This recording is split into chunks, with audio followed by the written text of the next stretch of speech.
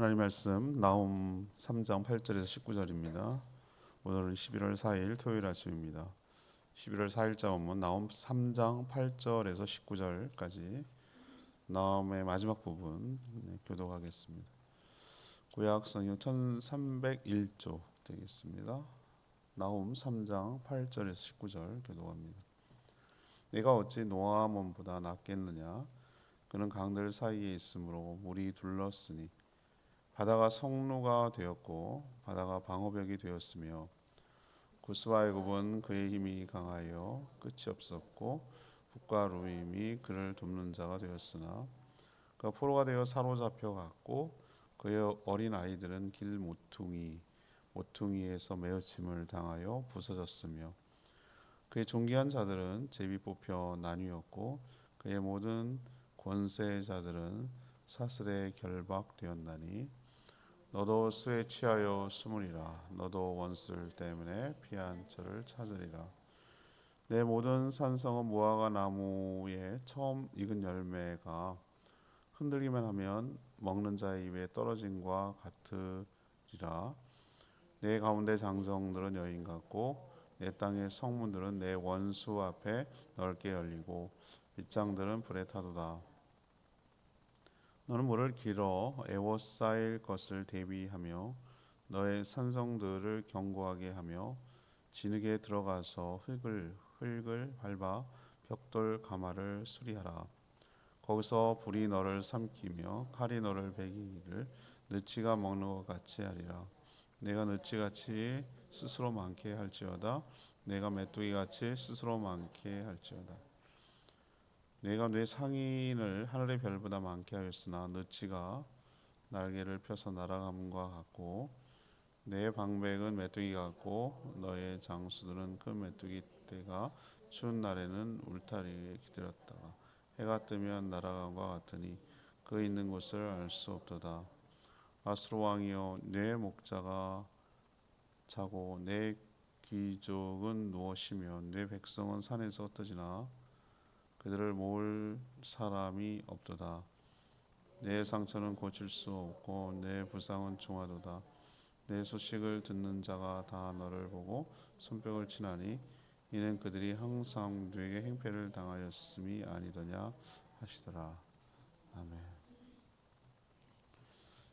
오늘 올로스 나홈이 마무리됩니다. 나홈은 이집트에 있는 노아몬은 옛날 이름이고요. 지금은 테베를 말하는데 옛날 이집트 수도였습니다. 고대 이집트 걔네들도 여러 왕조가 바뀌었는데 상나일강에 있는 수도였습니다. 아수르가 망하기 전에 이미 망했던 것으로 보입니다. 그것을 빗대서 니느웨의 멸망을 지금 예고하고 있습니다. 테베도 아주 난공불락의 성이었지만 망했듯이 니느웨도 너희들도 망할 것이라고 빗대서 얘기하는 것이죠. 너무도 강력한 군사력으로 주변 나라들을 정복하고 다스렸던 니느웨가 너무도 무기력하게 당해서 망할 것을 누구도 예측하지 못했습니다. 그들이 방어를 위한 어떤 노력도 아무 소용도 없을 것이라고 얘기하고 있습니다. 마치 비유하는데 메뚜기, 느치 이거는 연약한 동물의 상징이죠. 메뚜기처럼 너무 연약해서 무너질 것이고 또 니느웨가 무너지고 망가지고 패망할 때 그들을 고쳐주거나 돕지 않고 오히려 박수를 치며 좋아할 것이라고 인심 다 잃었기 때문이죠. 오늘 질문이기도 하고 나홈의 전체적인 주제이기도 하는데요.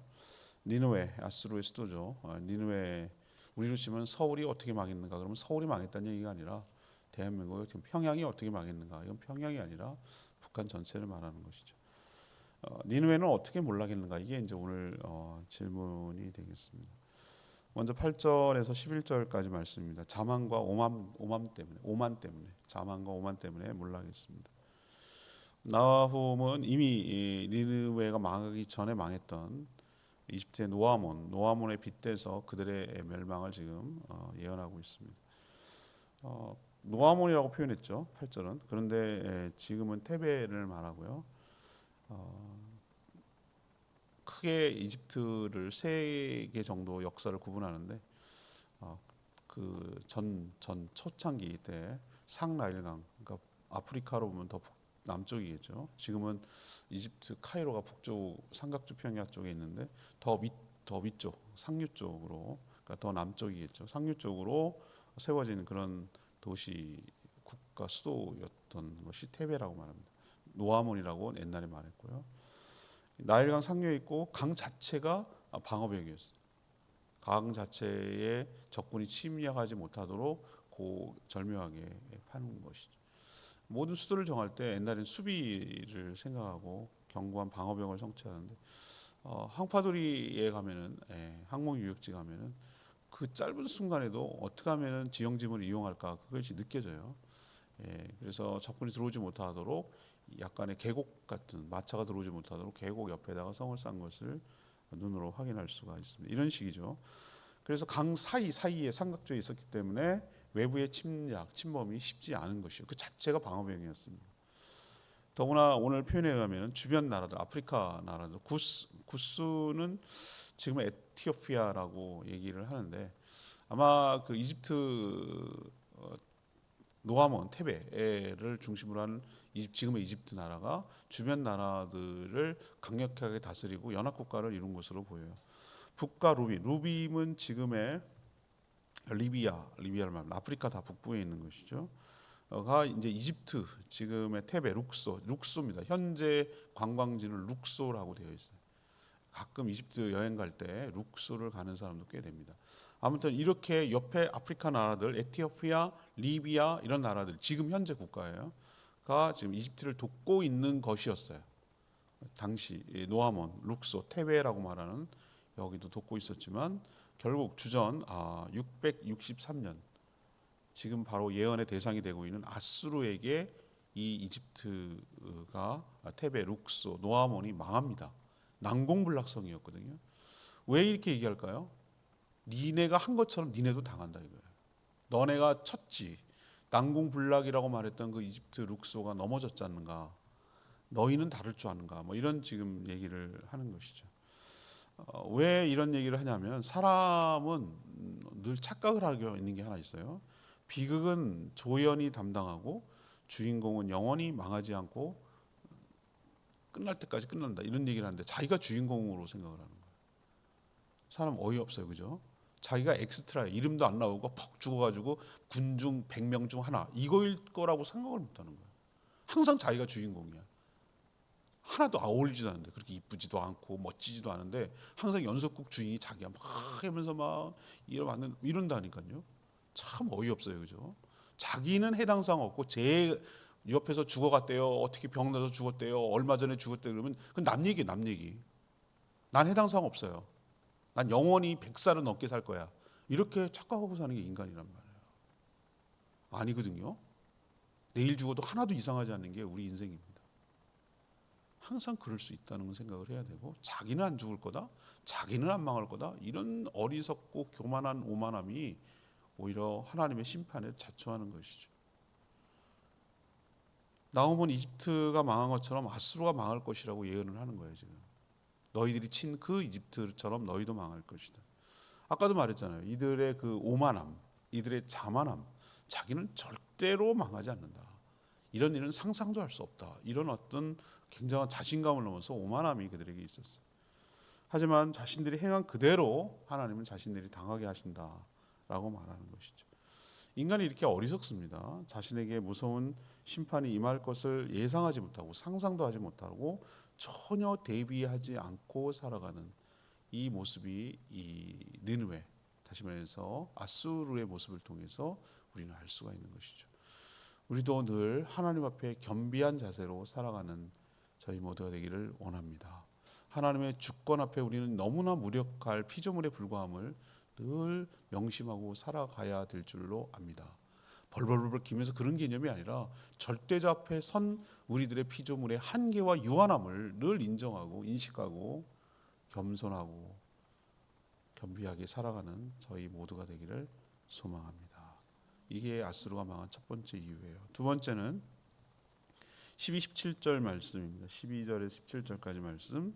막으려는 모든 노력이 무너졌기 때문에 그러죠. 아수르도 메데 바사 연합군의 침략을 받고 대비했습니다. 아수르가 망한 게 메데하고 바사, 페르시아 연합군이었거든요. 그때 당시만 해도 메데 바사는 작은 나라에서 그냥 좀 약간 좀 일어날 볼까 뭐 이렇게 조그마한 나라였는데 얘네들이 연합을 해가지고 아수르를 쳤을 때 질 거라고 생각을 못한 것이죠. 그들 뭘 믿고 있었냐면은 그 룩소라고 하는 노아몬이라고 하는 거와 똑같이 해자로 둘러싸여 있는 큰 성 니느웨, 성이 96km라고 제가 말씀드렸잖아요. 둘레가 96km라고요. 라운드가 어마어마하게 큰 도시예요. 그리고 또 해자가 뭐냐면은 이걸 어떻게 설명해? 해자를 보아야 이제 금방 느끼는데 저는 캄보디아 갔을 때 시엠립의 앙코르와트라는 유적지를 갔었어요. 근데 앙코르와트로 들어가기 위해서는 돌다리를 한참 이렇게 건너서 들어가야 되는 거예요. 왜 돌다리를 가냐? 그 앙코르와트 사방에 전부 다 뭘 하냐면은 물이 있어요. 물이 잠겨 있어요. 근데 물 위에 둥둥둥 떠 있어요. 그 앙코르와트라는 것이. 그때 그 당시 그 옛날에 그런 건축 기법을 사용했다는 게 너무 불가사의한 거예요. 그게 아마 세계 자연문화유산에 아마 등재돼 있을 거예요. 보세요. 저기를 들어가려면 다리가 놓지 않고는 들어갈 수가 없어요. 그러니까 수비하는 그 물을 갖다가 일부러 파서 물을 잠겨 놓는 거죠. 그걸 해자라고 부르는데 이 니느웨의 성이 그랬단 말이에요. 그래서 접근하는 게 쉽지가 않았어요. 다리를 놔주지 않으면 성문이 이렇게 내려와서 다리를 놔주지 않으면 거기 들어갈 수가 없는 것이 바로 그 성이었어요. 나름 오늘 1장인가 그런 표현이 납니다. 1장 2절에 보면은 군사를 다 일으켜요. 공격이 왔으니까 해서 대비를 합니다. 대비를 하는데 하나님의 심판 앞에 속수무책이었죠. 이길 수가 없죠. 그래서 표현하기를 나홈이 이렇게 표현합니다. 마치 처음 익은 무화과 열매가 나무를 흔들자 우수수 떨어지는 것처럼 나가 떨어질 것이다. 난 무화과 나무가 그렇게 쉽게 처음 익었을 땐 그렇게 떨어지나 보죠. 난 맨날 익은 것만 봐가지고. 근데 우리로 치면은 뭐 그런 표현보다는 뭐냐면은 뭐 밤나무를 또는 뭐 도토리 나무를 또 이런 거를 막 쿵쿵쿵쿵 이렇게 은행나무도 쉽지 않지만 아무튼 그렇게 치면은 막 뚝뚝뚝뚝 떨어지는 것 같은 표현을 지금 무화과에다 빗대서 하고 있어요. 그만큼 어떻게 됩니까? 쉽게 공략당하고 쉽게 떨어져 나갈 것이다. 쉽게 그냥 툭툭툭 떨어질 것이다. 이런 걸 빗대서 설명하는 것이죠. 실제로 그랬어요. 설마 거기를 치고 들어올 줄은 몰랐어요. 메데바사 연합군이 해자의 그 잠수처럼 해가지고 그 문을 열어버렸어요. 문을 빼버렸어요. 그러니까 물이 쫙 빠지고 그 숨은 무슨 우리가 톰 크루즈가 열연한 그런 영화를 지금 보는 것 같아요. 그래서 그 해자의 수문 있잖아요. 수문 그 밑에를 파고 들어가가지고 성문을 열고 침략에 들어갔거든요. 그 방법을 쓰리라고는 자기들도 아마 생각을 못했을 거예요. 그러니까 방심한 거죠.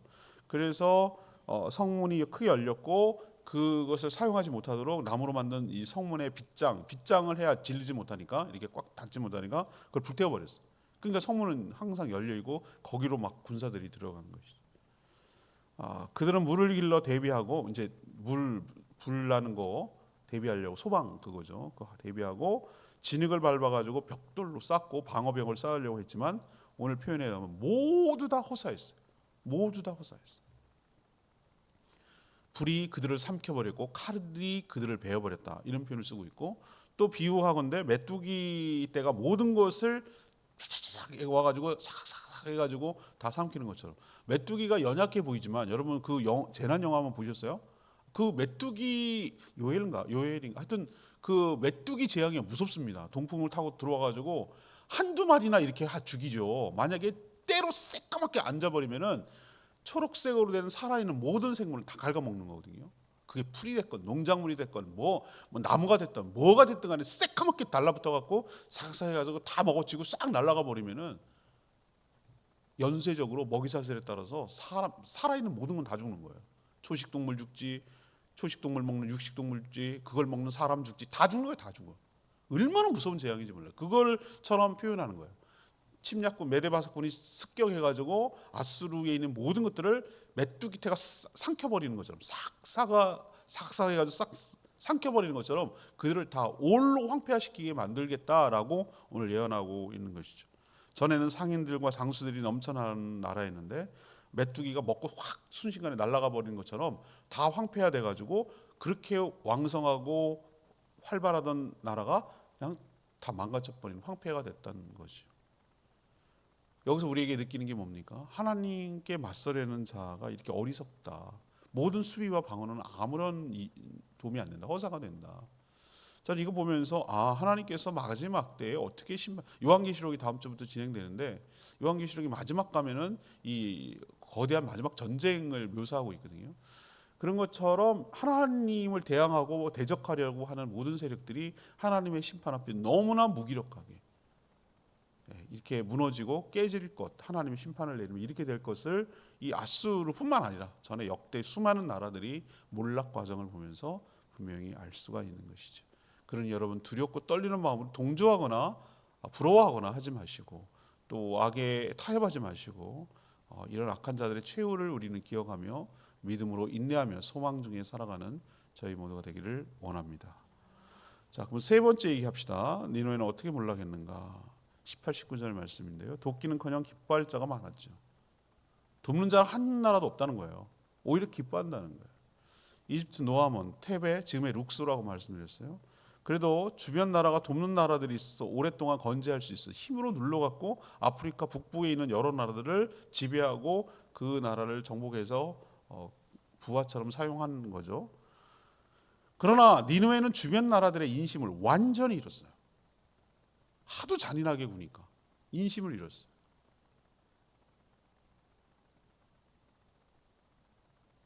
아수르한테 당하지 않는 나라가 주변에 없었어요. 거대 제국을 이루는데 이 적당한 선이 없었어요. 너무나 잔혹하게 피정복민들을 대했어요. 제가 그저께 설명했나요? 그 얘기 있잖아요. 그 공포감을 심어주기 위해서 살아있는 사람을 말뚝에 박아서 죽였다고. 피부를 벗겨서 죽이기도 하고요. 시신을 잘라가지고 동물의 먹이를 줬다고 표현 기록이 남아있어요. 지금도. 왜 그렇게 했을까? 그러니까 그 공포로 압도해서 감히 덤비지 못하도록 하려는 그런 거였는데 이 사람들이 이렇게 잔인하게 굴었단 말이에요. 공포 그 대상이고 공공의 적이었어요. 모든 나라와 민족들이 저 아수르가 무서워서 지금 벌벌 떨고 있는데 증오하고 이를 갈고 있어요. 또 이스라엘 입장에서 북이스라엘은 아수르한테 망했거든요. 다 포로로 끌려가고 뭐 다 죽인당하고 이주도 강제 이주당하고 뭐 이런 어려운 역사가 있었기 때문에 유다도 벌벌 떨고 막 그랬잖아요. 침략이었을 때.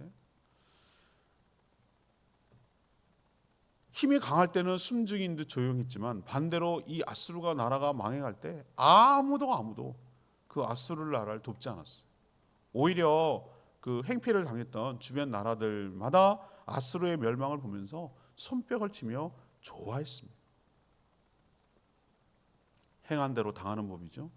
심는 대로 거두는 법입니다. 거짓과 강포와 잔혹함을 심었으니 그대로 당하고 있는 모습이에요.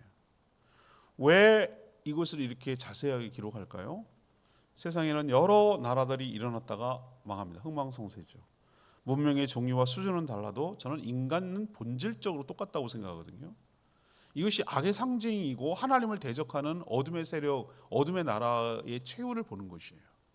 하나님을 경외하지 않는 삶의 끝이 이렇다라고 이것을 빗대서 우리에게 교훈하고 있는 것이죠. 최후의 전쟁의 승리는 이렇게 될 줄로 압니다. 하나님을 의지하고 살아가는 것이 바로 지혜이고 하나님을 경외하는 것이 지혜의 근본이라고 말한 이유를 우리는 알아야 될 줄로 압니다. 레마의 말씀이 19절 말씀인데요. 마지막 절이죠. 내 상처는 고칠 수 없고 내 부상은 중하도다. 내 소식을 듣는 자가 다 너를 보고 손뼉을 치나니 이는 그들이 항상 내게 행패를 당하였음이 아니더냐. 마지막에 정말 다 그 나홈의 입술을 통해서 얘기하는 것이죠. 우리 속담에 그 말 있잖아요. 남의 눈에 눈물을 내면 자기 뇌는 피눈물 난다. 그렇게 사람 억울하게 하지 마라. 원한 사지 마라. 적당히 해라. 이거잖아요. 그죠? 남 그 사부치기 하지 마라. 한 맺히기 하지 마라. 원수 맺지 마라. 원수지기 하지 마라. 남의 불행을 돕지는 못할 망정 조롱하거나 잔혹해서는 안 되는 것이죠. 왜? 자기도 얼마든지 그렇게 당할 수 있는 자임을 깨달아야 되는 것이죠. 오히려 남의 불행을 동정하며 더불어서 함께 사는 법을 찾아가야 하는 것이죠. 공의의 하나님은 악을 그냥 두고만 보고 계시지 않습니다. 때가 되면 이렇게 압도적으로 심판하시는 것이죠. 진정으로 두려워해야 될 것은 악한 세력들이 아니라 모든 것을 멸하실 수 있는 하나님 아버지의 그 통치 권한과 주권과 그의 능력을 두려워하며 살아가는 것이 지혜인 줄로 믿습니다.